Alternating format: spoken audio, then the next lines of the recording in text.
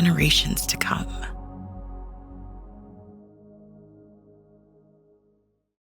Welcome to another edition of the TDN Writers Room. My name is Bill Finley. I'm a correspondent for Thoroughbred Daily News. And on Saturdays, I co-host the Down the Stretch radio show with Dave Johnson on Sirius XM Radio.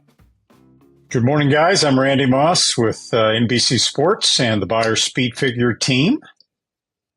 Zoe Cadman here with First Racing and Santa Anita, and I am now an expert on everything Taylor Swift after getting drugged to the movie that was a concert the other day with 3 people sitting next to me telling me all about Taylor Swift. So, Randy, I know that you're a big Taylor Swift fan. Anything you want to know as a fellow Swiftie, you just ask me on this podcast.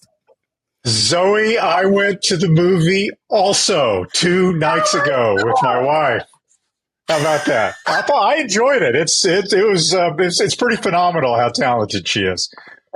That's amazing.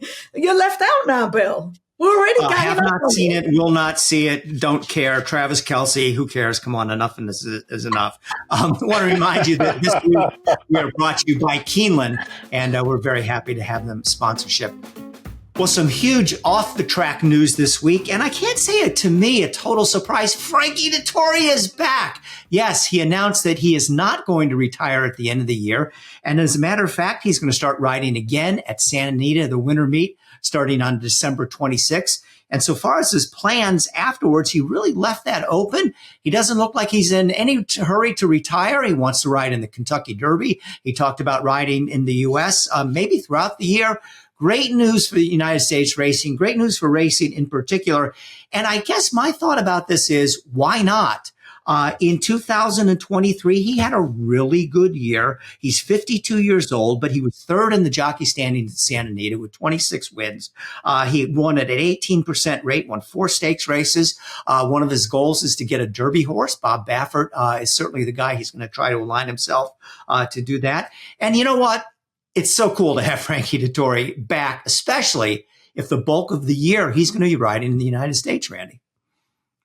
I think he was kind of blown away by the reception that he got from horsemen at Santa Anita. I think he told us this basically when we interviewed him earlier when he was a Green Group guest of the week. I think he expected to go out there and maybe ride some big stakes races and pick up a few mounts and hopefully get him out for the Kentucky Derby.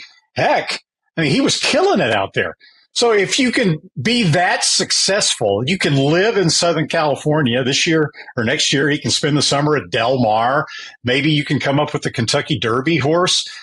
We pointed out when he was riding at Santa Anita, he looked as good or better on a horse than the younger guys that were 20, 25 years younger than him. If you're making money, if you're living in a great spot, if you're having fun, why not? And he's planning on going out in a blaze of glory on Champions Day this weekend. Looks like he'll have King of Steel, Inspiral, Kinross. It's going to be a fantastic day of racing at Champions Day, but the bookies have made him 8-1 to return to England for Royal Ascot. He says this weekend will be his last week racing in England, but that's not the case. If Wesley Ward's sending a horse to Royal Ascot, if Todd Pletcher's, if anyone is George Weaver, they're going to want Frankie. And he'll go over to Ascot to ride at Royal Ascot. I'll take that 8-1 all day long and twice on Sunday. He had a fantastic winter out here. It was great for California racing. And I think one of the key parts was his wife, Catherine, absolutely loved the lifestyle. We race 3 days a week. Perhaps one day we'll get back to 4. I'm not really quite sure when that will happen. But, you know, Frankie came out in the morning and worked horses and he was winning on 12-5 claimers, non-winners of 2 lifetime, and jumping off horses just like every other day. I'm surprised his knees actually took it. America's been good to Frankie Dettori. I looked up, he's won 72 mounts from 506 lifetime starts for $37 million. Now, the bulk of those coming in Breeders' Cup, so the purses are way, way higher. That averages out to $74,000 per mount each time he gets aboard a horse. So that's a lot to think about. Does Frankie really need the money? No. But he likes the accolades, he likes the spotlight, and he likes to have a good time. And especially out here in America, we like to have a good time. And I think it's fantastic to have him over here. He said he's got nothing left to prove in England. What's he won? He's won the Derby twice, the 1,000, 2,000 guineas, 4 times each. He wants to win the Kentucky Derby. That is his number one goal. So yeah, good for him. I mean, he might have peed off a few people that paid money to go on some of his whirlwind tours in Europe, and especially the dinner that they're set to have. They're like, why are we? He's not retiring. But I think it's great. When he did say he was going to retire, one of the things he pointed to, he says, I don't want to go out like Cristiano. This shows my knowledge of soccer players. Cristiano Ronaldo, who I guess was some big shot soccer player who towards the end of his career was, is it that bad, Randy? I don't really know his height. Ronaldo's pretty big, Bill. He's pretty big. All right, I know who Messi is, but anyways, okay. So we didn't want to go out like this very famous guy named Ronaldo, who towards the end of his career, and I think he was afraid that he was going to get to that point in his career where he was going to have to ride a bunch of 40-1 shots or something like that, and it turned out to be the exact opposite. Now I'm going to make a further prediction here. I think he's going to stick around for not just 2024. I think he might stick around for another 2 or 3 years. Again, back to the why not factor. Randy, you were the one who brought this up, that he looks as good, if not better, than anyone on a horse in Southern California. He's getting the mounts. He's having a great time. He's 52 now. That used to be an age where it was almost mandatory that a jockey would retire. We now see Mike Smith and others riding into their late 50s and doing well. I think, especially if he doesn't win the Derby, if he gets that taste in his mouth and gets close, I don't think Frankie's going anywhere for quite some time. Do want to remind you that the TDN Writers Room is brought to you by Keeneland. Racing at Keeneland continues Wednesdays through Sundays until October the 28th at the Keeneland Fall Meeting. You can plan your day at the races, and it's a good one, by visiting Keeneland.com. The 2023 edition of the November breeding stock sale begins on Wednesday, November the 8th. The sale, which catalogs broodmares, broodmare prospects along the Puka, the Dam of Mage, Caraval, her dam ZZ Zoom, as well as weanlings, horses of racing age, stallions and stallion prospects, and shares. Keeneland is the world's most important auction in terms of total sales and average. Some of the global industry's top broodmares and broodmare prospects have been sold at the sale. This weekend's racing continues. This weekend's racing at Keeneland produced more black type updates to the catalog. Check them out at november.keeneland.com. We'll be right back after this message from Keeneland. At Keeneland, a horse will always be measured in hands. Hands that see, that sense, that speak. Hands that hold our sport to a higher standard. Not for our sake, but for theirs. For the love of the horse, for generations to come. Well, a horse we were all looking forward to running in the Breeders' Cup, Echo Zulu, by some accounts, the fastest horse in the sport, broke down last week at Santa Anita. That's the bad news. The good news is that she had successful surgery the next day to repair broken sesamoids in her left front legs. Looks like she's going to be okay. Looks like she can go on to be a broodmare. And Zoe, I know that you have more to say about Echo Zulu. Well, in this week's edition of First Things First, I actually caught up with the Connection's Scott Blasi and renowned veterinarian Dr. Ryan Carpenter to talk about Echo Zulu and just see how she's getting on. I'll tell you one thing, boys, she loves her carrots.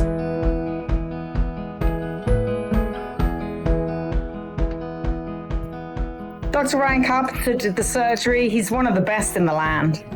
You know, Dr. Carpenter and I have had a relationship for a long time, and he actually came to Kentucky to speak on this topic, and very thankful and fortunate that we had him within a phone call away. Was here immediately, did everything, the stabilizer that we could possibly do. Santa Anita veterinarians and staff from the people on the horse ambulance. Everybody did such a fantastic job. They were, right there immediately, and we can't thank everybody enough for everything that they've put into it. So Ryan, how did the surgery go, and give us a prognosis on Echo Zulu? Yeah, so the surgery went very well. We did a fetlock arthrodesis, and we used a new plate called the distal femoral plate, which is an application from the human orthopedic world to incorporate the pastern joint in our repair, because we were really worried about the integrity of the pastern joint. And our biggest fear with these kind of cases is that they subluxate their pastern in the weeks following surgery, and then that usually results in support limb laminitis. So we're very proactive to address that problem in order to help kind of hedge our bets down the line. But we still have a long road ahead of us. As I've said before, these horses really aren't out of the woods for the next 4 to 6 weeks.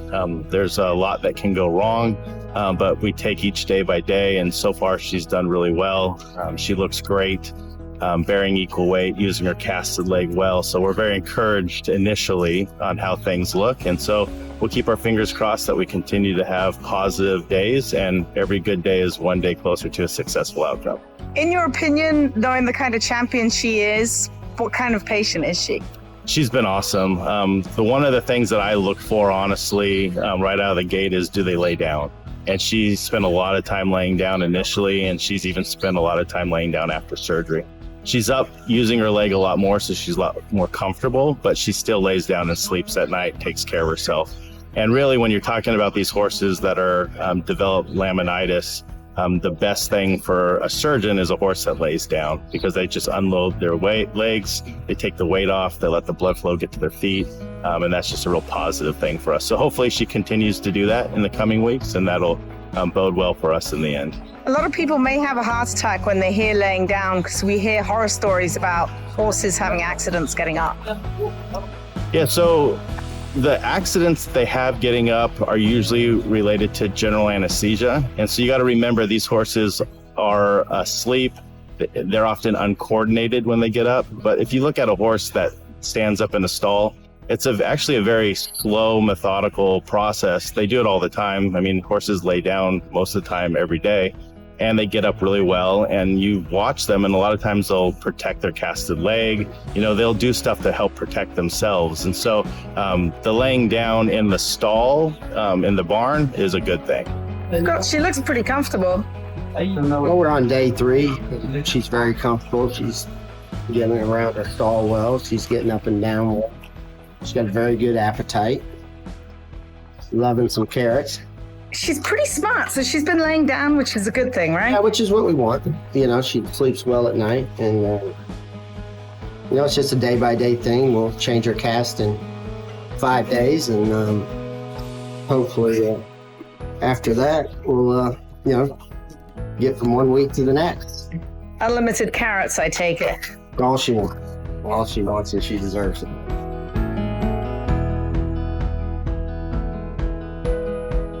Really great to hear from those connections with some good updates on Echo Zulu. Do want to remind you that Santa Anita does continue this weekend. First post 12:30 Friday, 12:30 Saturday, and 12:30 Sunday. There are still tickets left to the Breeders' Cup. You can collect them at breederscup.com. Guys? Randy, your take on the Echo Zulu situation?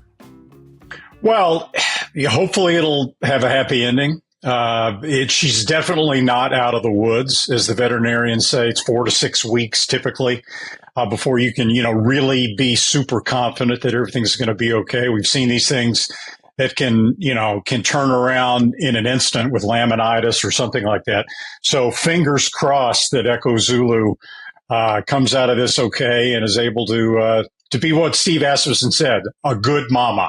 Said she deserves to have a chance to be a mama. What's really troubling, I think, is what we've seen this summer and now with Echo Zulu. 3 of the fastest sprinters in America. Echo Zulu, probably the fastest. And then also New York Thunder and Maple Leaf Mel. Hopefully it's just a coincidence, but it is disconcerting, to say the least, that, these horses that run so fast are having trouble right now staying sound. And Yeah. and you hit the nail on the head there. Fast horses, fast times, it's dangerous. There are no ifs, ands, or buts, and we've seen it all summer long. It's just very, very unfortunate and really nobody's fault. I want to turn our attention to another story, something I wrote about earlier this week in the Thoroughbred Daily News. Carrie Bron. If you're not familiar with her name, she is the former assistant to Jonathan Shepard, took over in 2021 when Shepard retired. Like Shepard, has some steeplechase horses, has some flat horses. She was the latest person to land on the naughty list, the HIWU, Horse Racing Integrity and Welfare Unit list of trainers provisionally suspended. They alleging that a horse she ran at Presque Isle Downs tested positive for cocaine. And right now, they're waiting for the split sample to come back. But if at the end of the day, she is not exonerated, she will face a suspension of up to 2 years. And as I look at the story of someone like this and some of the other people that HIWU has gotten, my take is they're catching a lot of people, but they're not catching the bad guys. Now, I don't know Carrie Bron that well. I've talked to her a few times, but if she's cheating, then no.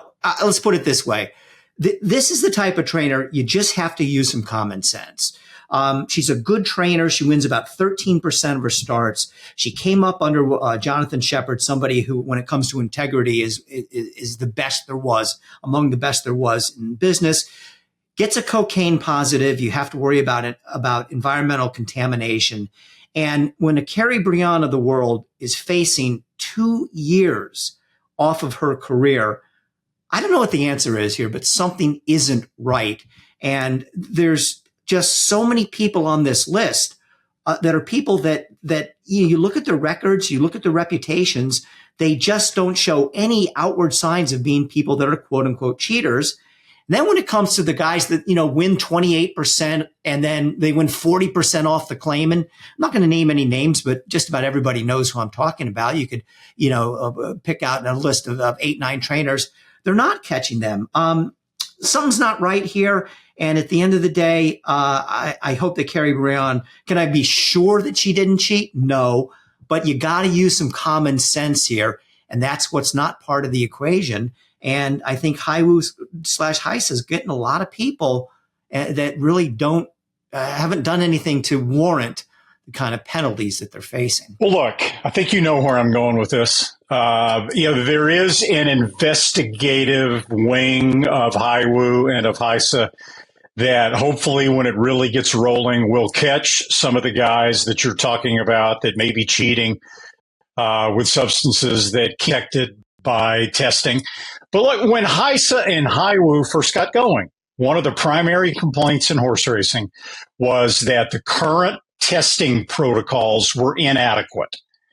They were just not doing what they were supposed to do. And so the rules were made, they were set in stone. If, permissive therapeutic medications come up with an overage, this is what the penalty is going to be. This is what the procedure is going to be. If other more serious drugs come up with overages, this is what the penalties are going to be. This is what the procedures are going to be. There have been some tweaks made by HISA and HIWU regarding provisional suspensions to make it a little less expensive for trainers, to expedite the situation with trainers. But look, this is not butazolidine or a Lasix overage.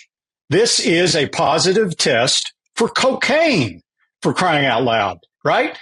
If this were, for example, if this were Rick Dutrow that had a positive test for cocaine, what do you think would be going on right now? What do you think we'd be talking about right now? No, I don't think she cheated. Nobody's going to cheat purposely with cocaine. I mean, that's something that it's going to be tested for, 100 times out of 100. But she will get, if the split sample comes up positive as well, she and her attorneys will get the opportunity to prove contamination, which certainly seems like it's what it would be. And hopefully, this will have an ending that works out okay. I don't think she was cheating. I know you don't. I'm sure Zoe doesn't. But a cocaine positive is not a small, little insignificant thing. Well, Randy, let me counter with a couple different things I want to bring up. I mean, you, like everybody else, admit that there's just almost no chance Carrie Bron really did anything wrong here. And if that's the case, how could it be that she's facing perhaps a 2-year suspension? I know, the trainer responsibility rules and all that sort of thing, and it is a violation. But, to think that she doped a horse with cocaine to try to win a race, I mean, nobody in their right mind thinks that happened. Here's the other thing that I want to bring up, and I did a little bit of Randy Moss going down the rabbit hole on this one.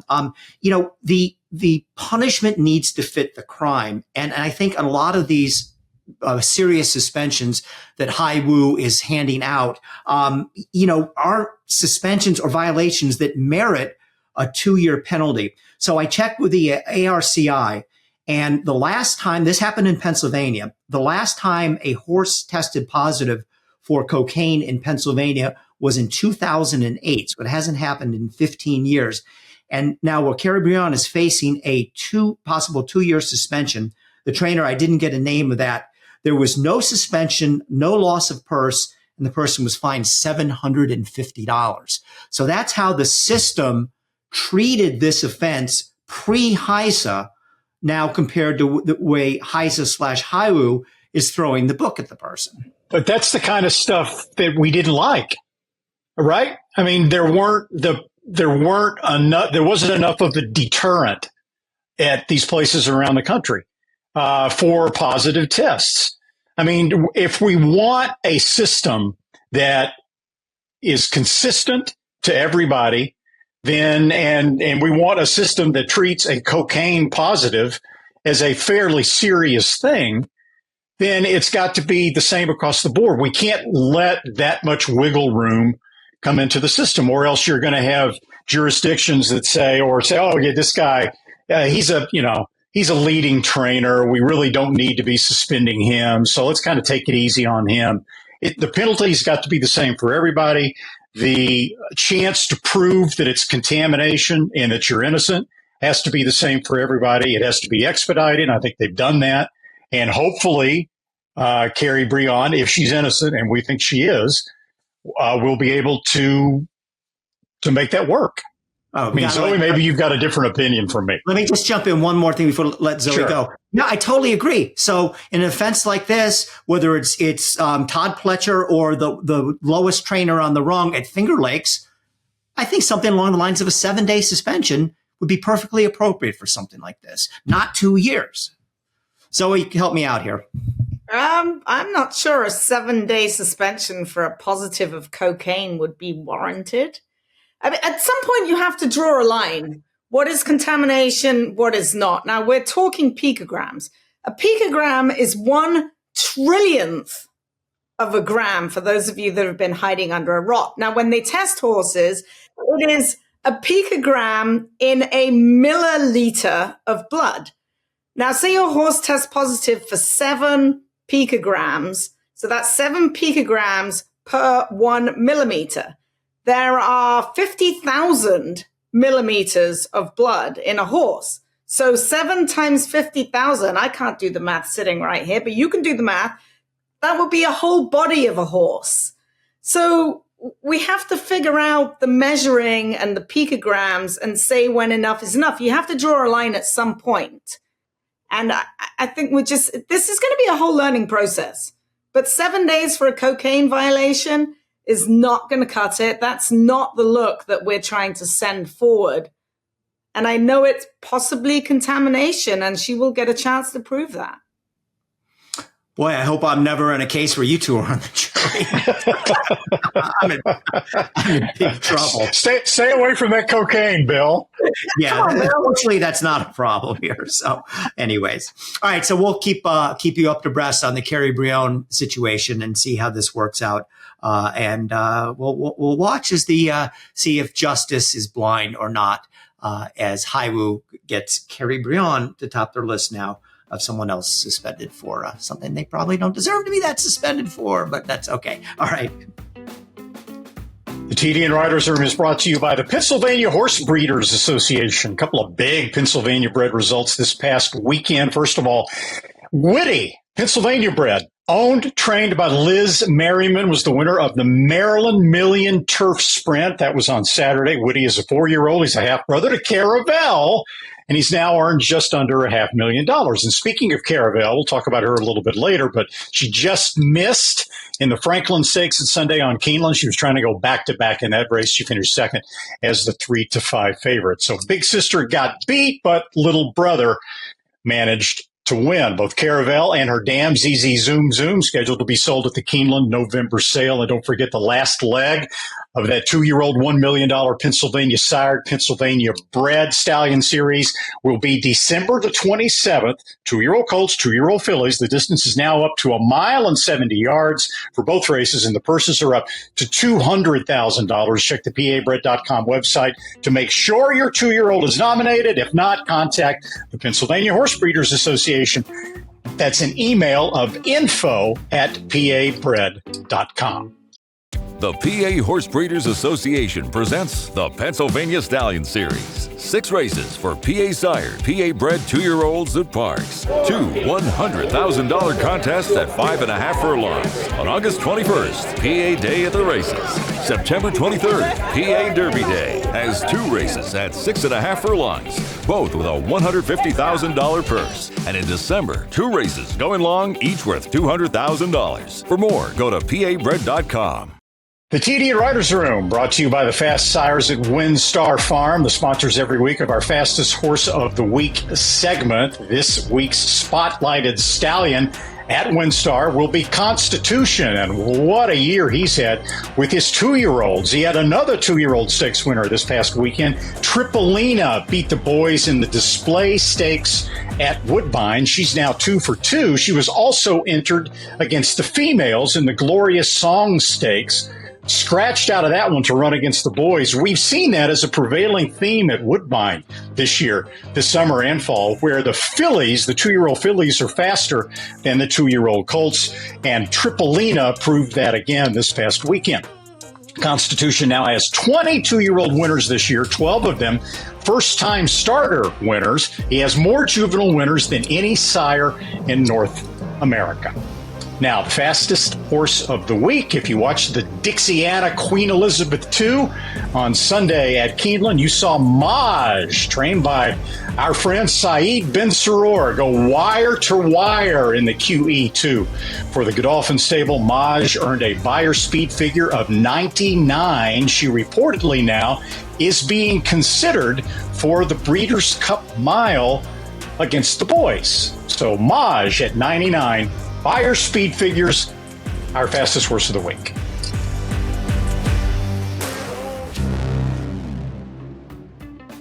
Meanwhile, the Green Group is a tax consulting and advisory firm specializing in the thoroughbred industry and specializing in saving you money on your taxes. The Green Group, also the sponsor, of course, of our Green Group Guest of the Week segment. So enjoy. Well, we're very pleased in this week's edition of the TDN Writers Room to have a very special guest for our Green Group Guest of the Week. He needs no introduction. It's Pat Day, the Hall of Fame rider, and thought it would be a good time to bring on Pat for 2 things. First of all, with the Breeders' Cup coming up, he can tell us a lot of his Breeders' Cup memories, walk us down memory lane, but also a milestone birthday. Last Friday, on Friday the 13th of all things, Pat Day turned 70 years old. Pat, so I'm sure all our viewers and listeners want to know, since you retired in 2008, bring us up to speed to present. What are you doing? What's keeping you busy? How much you following horse racing? Well, actually, I retired in 2005, Bill. And, okay. I was very involved with the ministry on and off the racetrack previously to that, since 1984 when I made a commitment to Jesus Christ, invited him into my heart to be my Lord and Savior.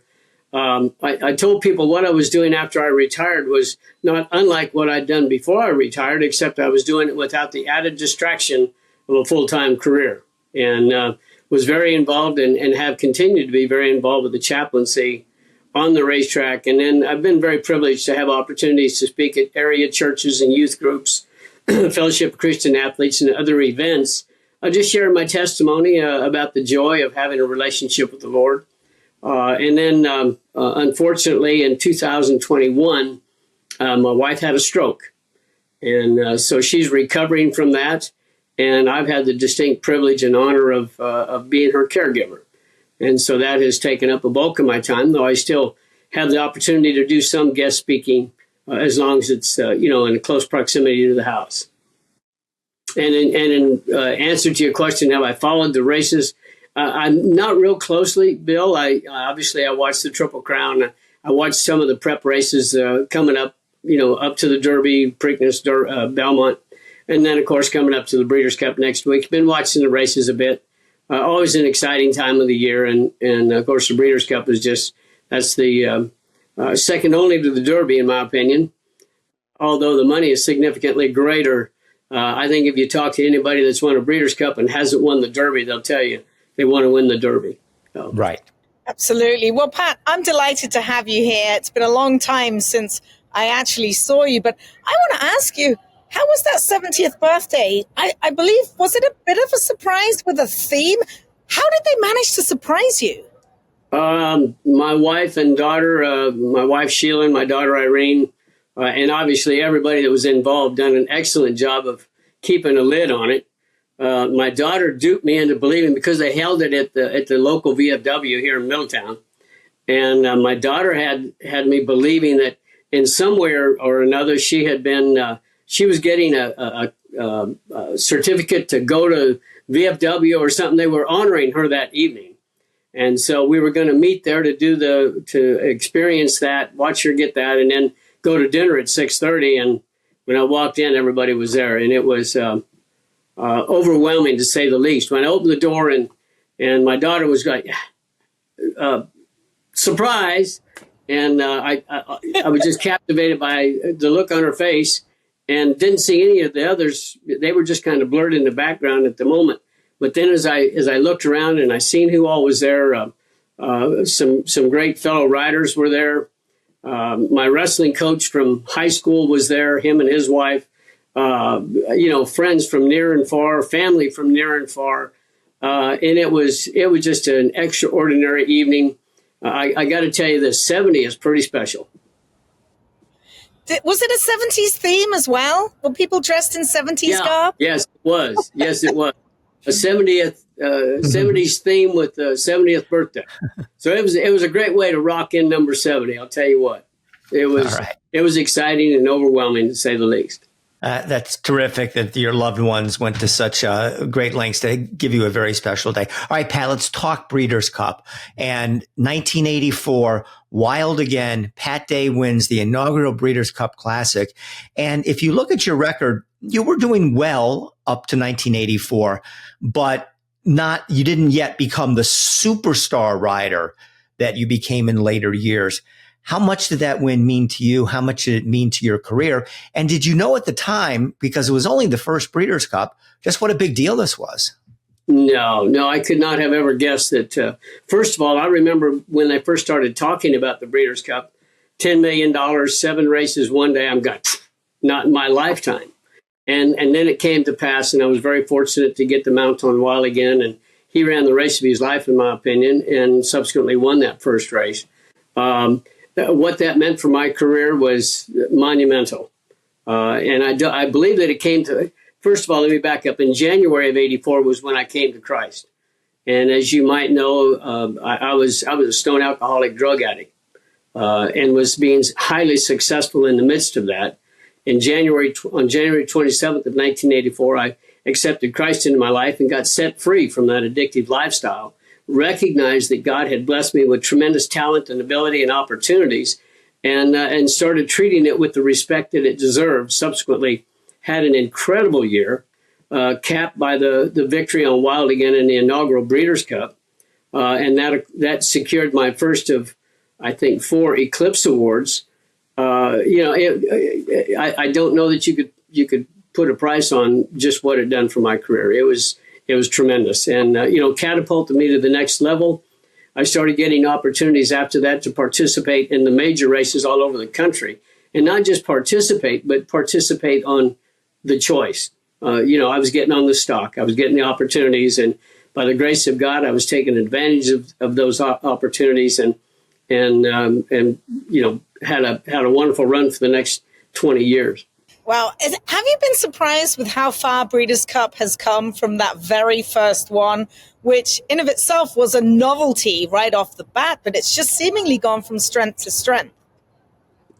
No, it's not surprising. The way the first one was received, let me back up. Of course, it's caught us by surprise. I don't believe that anybody in 1984 could have anticipated or envisioned that it would be what it is today. 2 days of racing. What are they giving away? 27 or 28 million now? I don't know the number. 31, I think. 31. Hello. I better get back in the I wonder if I can still get into my britches. Maybe I need to get back in the game. No, I don't think that anybody could have anticipated that it would grow and expand into what it is today. It's a tremendous 2 days of racing, international racing. I mean, people from all over the world, every racing locale comes and participates, given the fact that if they have the horses to compete. Tremendous 2 days of racing. So, Pat, I asked you about Wild again, one of your foremost high moments in the Breeders' Cup. How about the other side of this? Easy Goer, Sunday Silence. Is that the one that hurts the most? Is that the one that still kind of gnaws at you a little bit? Oh, you know it. Yeah. You know it. Then as now, I believe that Easy Goer was the better of the two. The record doesn't bear that out. Easy Goer was a phenomenal racehorse. He had his problems, and Shug McGahee done an excellent job in prepping his horses for his races. But, after the Jockey Club Gold Cup, I think he tailed off a little bit. He didn't really want to be in the game that day. If you go back and watch the race, he came out of the chute in the one hole. When he got to the end of the hedge, if you might recall there at Gulfstream, when he got to the end of the hedge, he made a left-hand turn. I mean, he didn't duck, but he leaned to the left like, I want to go home. And was just jumping straight up and down and not running at all. He got into the race when we turned up the backside, when he changed over to his right lead, ran right up on Sunday Silence. And if he'd have been given to hold his position at that point, I think we'd have beat him handily, much like we did in the Belmont. But as it was, Sunday Silence changed leads, dropped into the turn, accelerated. Easy Goer changed leads and spit the bit. And I went to work on him, getting very little response. When he came off the turn, he was slow changing leads. He finally did. When he did, he caught on and accelerated, but obviously too little, too late. And there was just so much hanging in the balance. 3-year-old of the year, horse of the year. There were some tremendous accolades that hung in the balance. And so, yeah, the Breeders' Cup and the second hardest pill to swallow with him would have been the Preakness. I think I rode a horrible race I think that I cost him the race in the Preakness. And, woulda, coulda, shoulda, didn't. But no, he was a great horse, the best I ever rode. Pat, you're a world-class rider. You're a Hall of Famer. We see how easy it is nowadays for young jocks to get their licenses. It's not like the old days where they actually had to work for a trainer. It seems like nowadays a lot of these young jocks are putting feed pots on their heads and then all of a sudden they're a jockey. What would you like to see change as far as young apprentices moving up through the ranks? Just to give them a bit more experience and a bit more knowledge of the horses. I think the horsemanship seems to be lost nowadays. It does for the riders in this country. I think the riders coming in from other countries, Puerto Rico and South America, we got some great riders coming into this country, and we got some good young riders here. But and I commend Chris McCarron for the North American Riding Academy. I think they certainly, it's the only place in the country where a young person can go and get some sort of an education, some experience, and before they put the helmet on their head and walk on the track and say they're a jockey. I don't know what's necessary, but I would like to see them get a little more experience under their belt before they go out there and start participating. I think it would be better for them in the long run. I think when they go out there and then make some colossal mistakes and possibly cause some accidents or not, but not performing at their best, because of a lack of experience, a lack of knowledge, it short circuits their career. Pat, there's been a lot of talk in the last couple of years about how the modern riders are rougher across the line, sometimes try to intimidate their rivals. The name Irad Ortiz Jr. comes up a lot when there's that subject. Do you see that? And were jockeys more cognizant of, or more gentlemanly back in your day, or more likely to kind of look out for one another rather than maybe try to cross a line if crossing that line could mean winning a race? Well, I think the top riders have always ridden close, ridden tight, not cutting anybody any slack unnecessarily, but riding to the degree that, say, Irad has. I'm sorry. Here's a young man with tremendous talent, always well placed, horses running well for him, finishing strong. Totally unnecessary, some of the stuff that he's doing out there. And in my opinion, totally unacceptable. I think that they've given him a pass on too many accounts, on too many occasions, and has led him to believe that he can continue to do that. I don't see the need for that. You know, but be that as it may, I don't know that it's decidedly rougher today. I think that maybe the lack of experience, when they go to ride tight, they cross the line, just whether on purpose or lack of control. I think the riders, such as my generation, I think that nobody was cutting anybody any slack. I assure you that. But at the same time, they weren't putting you in a precarious position either. They were holding their position. They were holding their place. And you know, if you run up in a bad spot, you was in a bad spot. But again, if you had trouble, you know, if they could look over and see that you was in trouble, come on, they're not going to drop you. They weren't, you know, they were going to cut you some slack at that point. I think I rode with the best of the best, and I think it was the best time to be in the great sport of horse racing. Who was the most competitive rider you ever rode against? Like when you got up beside them and you're like looking them in the eye, who was the guy you're like, oh God, that guy again? Like who for you was your fiercest competitor? Well, whoever was on the best horse was always to be feared, you know. But, you know, you talk about that. Angel's name always comes up. You know, we laughingly say he could ride 2 or 3 horses in a race. Angel, I love you, man. But he was an astute handicapper.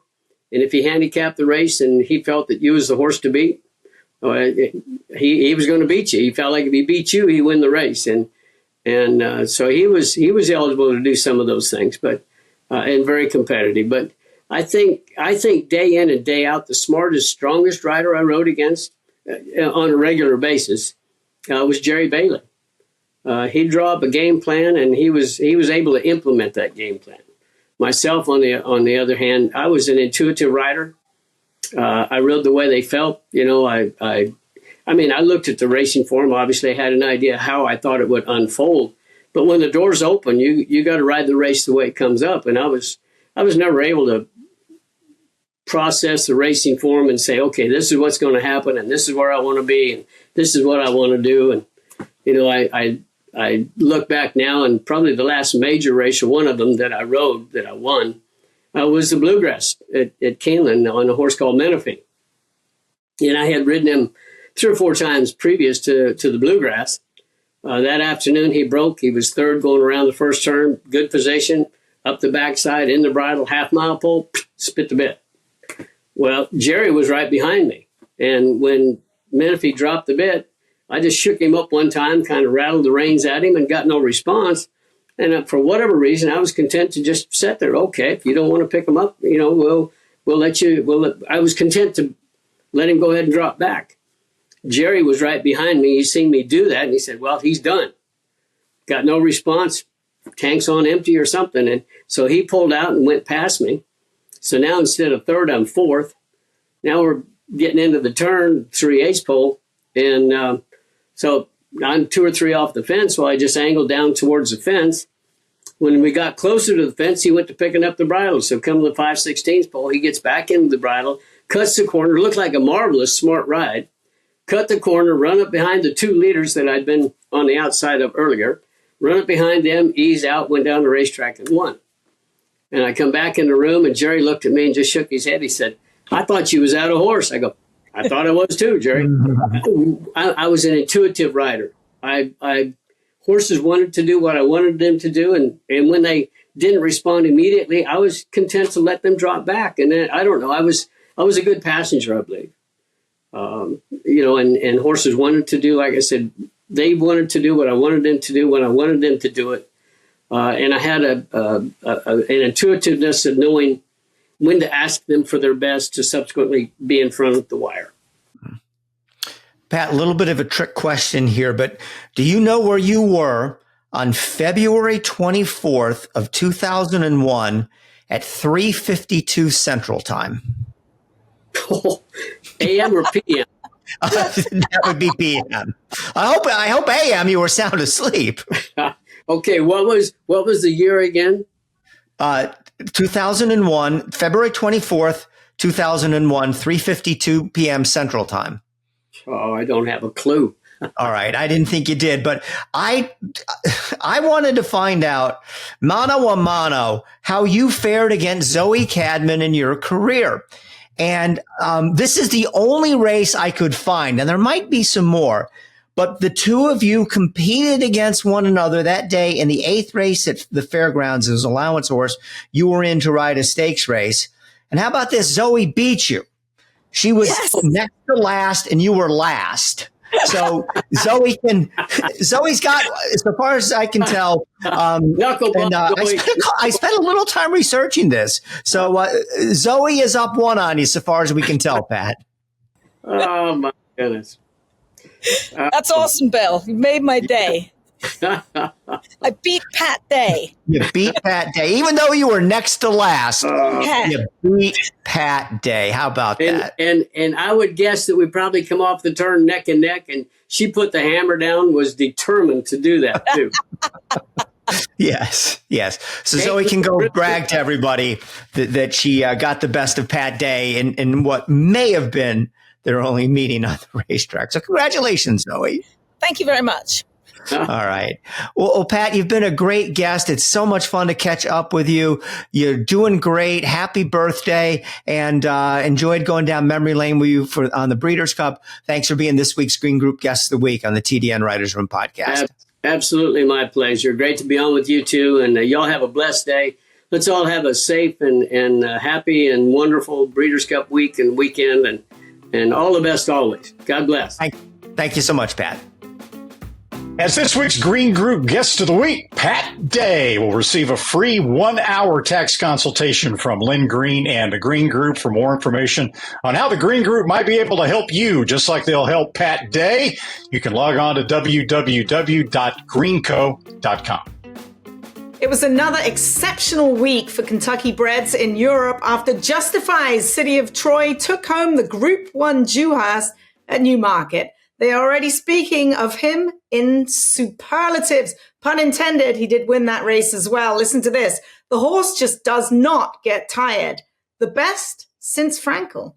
Or is he? On ground that Aidan O'Brien described as needing tractor tires to plow through, he ran 6 consecutive sub-12 quarters. It's no wonder they're already talking about next year's English Triple Crown. Personally, I'd like to see him come over here for the Breeders' Cup Juvenile. Anyway, that was just one of 4 exciting Kentucky bred winners over the weekend in England and Ireland, including 2 other maiden winners for Justify and 1 for Quality Road. Randy, Bill, City of Troy, pretty damn amazing. He just travels so easily and so quickly over the ground. He's not anything terribly exciting to look at. He's like an unassuming kind of horse to see if you watched him like pre-race, but boy, does he get over the ground easily. Yeah, when they start bringing up comparisons to Frankel, that's when you have to start paying attention to this horse. Yeah, Aidan O'Brien says it's the fastest 2-year-old that he's ever trained. Aidan will throw out the superlatives now and then, but he's, obviously really, really high on City of Troy. I think the quote that I enjoyed the most from him, and there were a lot of them, was something along the lines of, we push out all our horses to the limit, and we haven't been able to find the limit yet on City of Troy. I thought that was a pretty interesting quote. And Ryan Moore said that it's the best 2-year-old performances that he has seen since Frankel. And he said it's kind of silly right now to compare him to Frankel, but he'll certainly get an opportunity to prove himself further as a 3-year-old. And he certainly looks like he's an exciting type. He got a 125 time form, and Frankel got a 126 when he won the Dewhurst, which is fairly similar. But at the end of the day, Frankel is still the highest rated horse. Like, he got a 147 and Flightline was a 140. So we'll have to see what next year holds for him. But he's pretty amazing. And Justify, oh my goodness. Like, he's a stallion of the ages, is he not? Isn't that something? You breed Justify to a dirt mare and you get these fabulous dirt runners. You breed Justify to a grass mare. In this case, it was a Galileo mare. And you get horses that are, fantastic grass horses. He's really, really turning out to be a very impressive stallion. Did you think Bob Baffert, after winning the Triple Crown with those two, ever thought they'd be preeminent turf sires? Because, really?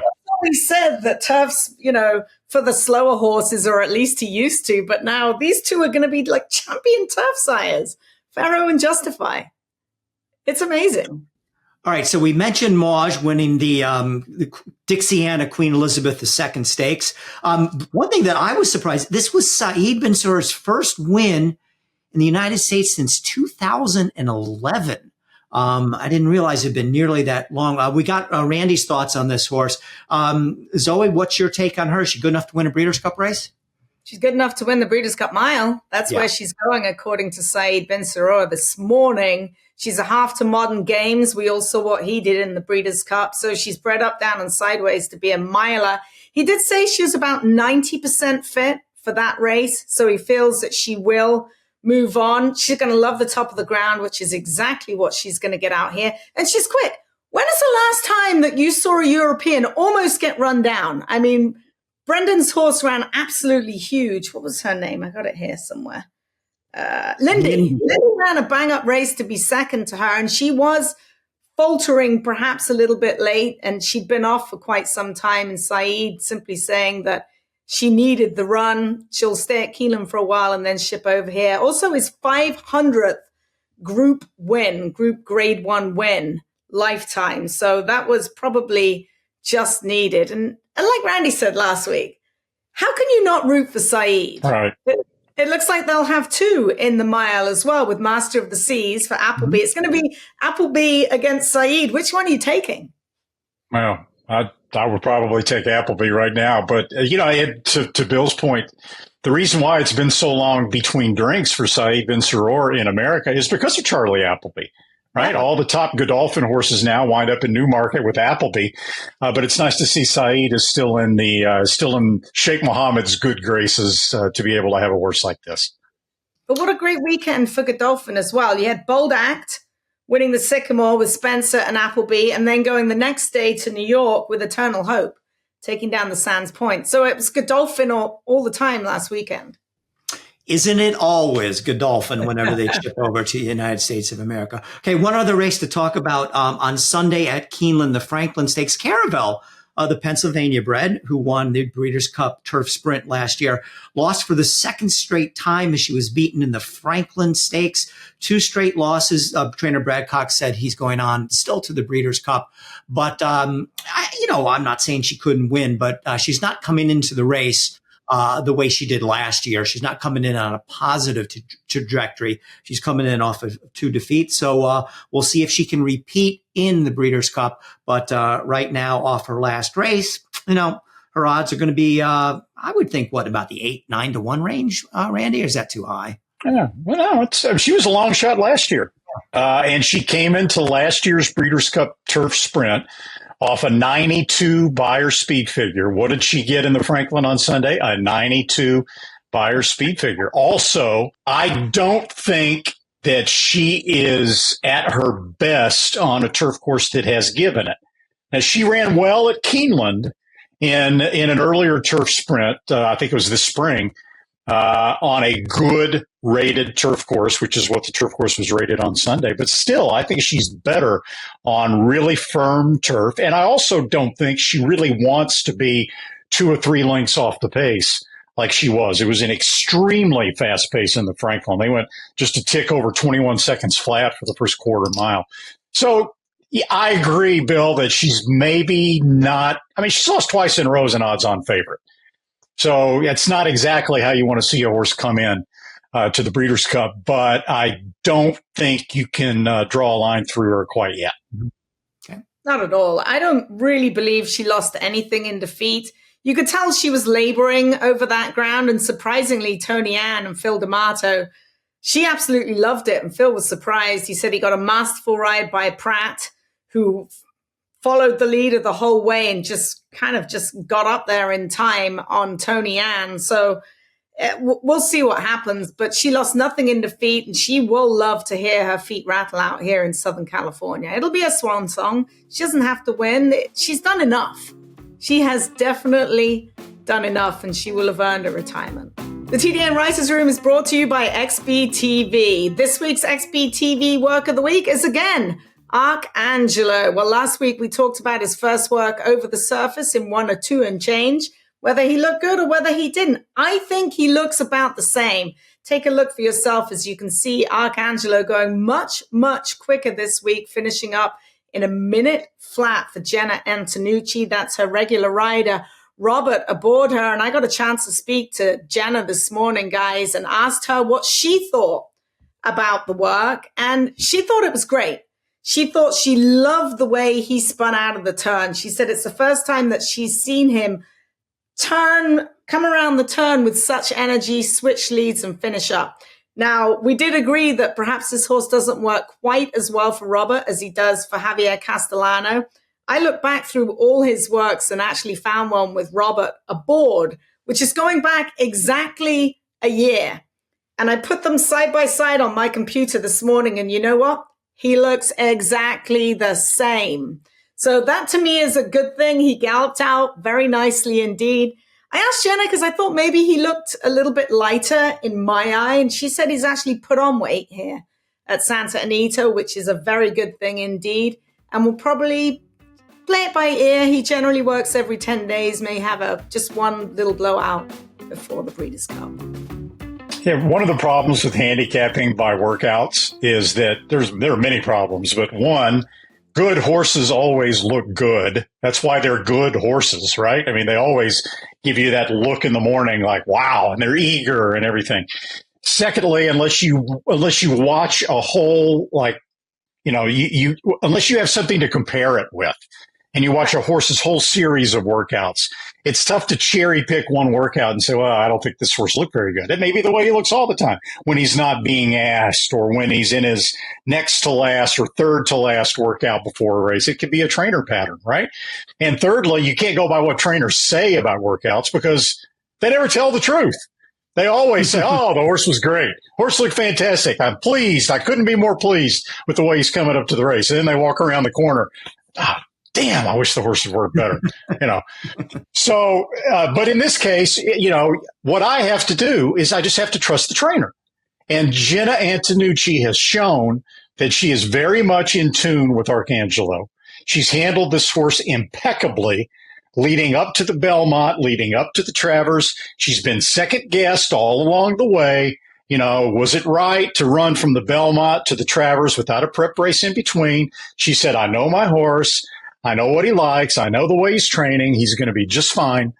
And now nothing between the Travers and the Breeders' Cup Classic. At some point, you just have to trust that the trainer knows what they're doing. And that's the way I feel about Arcangelo. On the flip side, I'll just bring this up really quickly. I can remember all those years ago when California Chrome got to Churchill Downs, and I was still in Southern California, but we'd been going over to Los Al and filming him and watching him. And not the best workhorse in the world, kind of only looked better when he was going fast. And 3 people called me the morning he got to Kentucky and was like, oh my God, Zoe, that California Chrome looks awful. Does he always look like that? And I was like, I'm not going to say he looks awful, but yeah, he's not the smoothest. He gets better the further he goes. And plus, it was the first time he'd ever been on a muddy track. Back then we never got any mud out here in Southern California. So it was just interesting because, like you said, people had not seen him every day. And I'm like, don't worry about it. He's fine. He's going to be just fine. Don't worry about him. Watch him when he goes fast. It's all good. And I'm sure Art Sherman said afterward, he's never worked better, right? Well, when you talk about trainers and workouts, I can understand.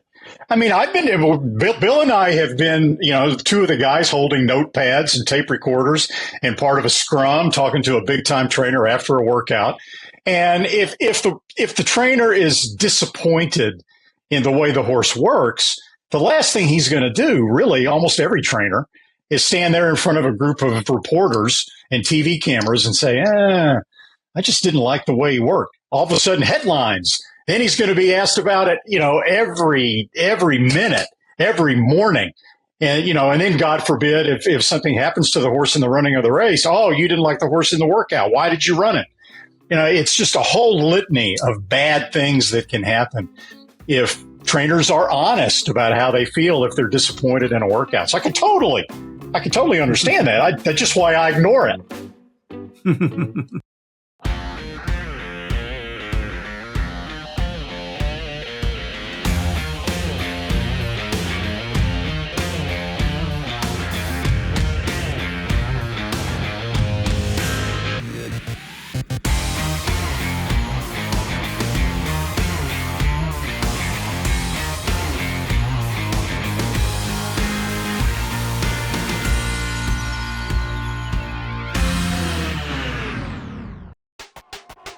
All the thrills. Fraction of the bills. Experience the power of the partnership. Change your life, make new friends, and compete at the highest level of thoroughbred racing. West Point Thoroughbreds, the gold standard in racing partnerships. Visit westpointtb.com. The TDN Writers Room, brought to you by West Point Thoroughbreds. Let's look back and then let's look forward. First of all, let's look back to this past weekend. Stretch Ride won a race at Keeneland. It was an allowance race. He's a 2-year-old. He won by 5 3/4 lengths. Stretch Ride is now 2 for 2, right? Now, horses can get to points in various different ways. They have various different backgrounds. Talk about your off the beaten path. Stretch Ride was a $5,000 yearling purchase at Fasig-Tipton in October last fall. His then owners decided to pinhook him. They took him to France, to Deauville, to the Arcana May breeze-up sale. That's where he caught the attention of West Point Thoroughbreds and American bloodstock agent Kip Elser. They bid 100,000 euros to acquire Stretch Ride. That's a heck of a pinhook. And now look what you got. An undefeated 2-year-old with a world of promise, 86 buyer speed figure for trainer Dale Romans. Now looking ahead, Vava, remember her? She won the Charlestown Oaks, grade 3 last time out. She will run in the Raven Run on Saturday at Keeneland, going for her second consecutive graded stakes win. To learn more, visit westpointtb.com. And that's a wrap on this week's show. I want to thank Randy Moss, Zoe Cadman, my partners in crime, even if they once again did beat up on me again this week when they had promised they were going to go a little bit lighter on me. Ha, ha, ha, ha, ha. Our co-producer. I can't believe that Randy went to go and see Taylor Swift. That has just made my day. Hey, she was good. Hey, there you go. There's a friend of mine on the buyer speed figure team. He's not Andy. He's about 75 years old or so. Mark Hopkins. I'll just say his name. A lot of people know who Mark Hopkins is. Mark calls me, and I hope I'm not violating anything, Mark. If I am, I'm sorry. He calls me about a month and a half ago, and Mark says, "Randy, I have a confession to make." I said, "What's that?" He said, "I am the world's oldest Swiftie." He took his grandkids to see Taylor Swift, and he loved her so much, he's taking them to Frankfurt next spring to see her again on the European tour. Hey, Taylor Swift, Bill. There you go. I've got to join. I got to jump on the bandwagon. I guess I'm the last one. I'm racing Randy by 1 really quickly. John White. Okay. We all know John White. He now does the morning line at Santa Anita. Front row seats to Kelly Clarkson. There you about go. that? Now I've seen Kelly Clarkson in concert. There you go. That I have seen. Okay. All right. So let's do this all over again. This is a wrap on this week's show. I want to thank my partners, Randy Moss and Zoe Cadman, our Green Group guests of the week, Pat Day, our co-producers, Katie Petruniak, Anthony LaRocca, our editors, Aaliyah LaRocca and Nathan Wilkinson. We didn't have any dogs today. No mascots to thank. There she is. Hi, Lucy. Yeah, she has discovered her dog bed instead of a people bed. There she is. See? All right. Yeah. As active as ever, Lucy is enjoying the day and getting a little nap in. All right. So thanks for joining us. Thanks for watching. We'll be back next week on the TDN Writers Room podcast.